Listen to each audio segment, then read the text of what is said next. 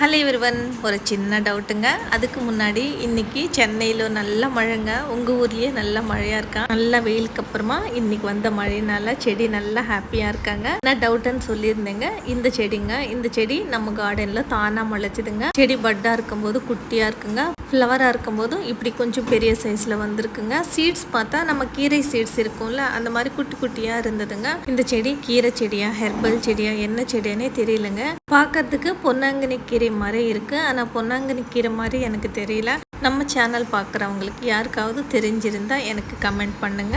இந்த செடியை யூஸ் பண்ணலாமா வேண்டாமானே தெரியலங்க. நம்ம கார்டனில் இருக்கிற பொன்னாங்கண்ணி சிவப்பு பொன்னாங்கண்ணி இருக்குங்க, நாட்டு பொன்னாங்கண்ணி இருக்கு, அதுக்கப்புறமா ஹைபிரிட் பொன்னாங்கண்ணி இருக்கு. எனக்கு தெரிஞ்ச பொன்னாங்கண்ணி இதுதாங்க. இந்த செடி நம்ம மாடியில் தானாக வந்திருக்கு. இந்த செடி எதுக்காக யூஸ் பண்ணுவாங்க தெரிஞ்சிருந்தாலும் கமெண்ட்ல சொல்லுங்க. இந்த செடியோட யூசஸ் தெரிஞ்சிருந்தாலுமே சொல்லுங்க, தெரியாதவங்களுக்கு யூஸ்ஃபுல்லாக இருக்கும் இல்லைங்களா? தேங்க்யூ ஃபார் வாட்சிங்.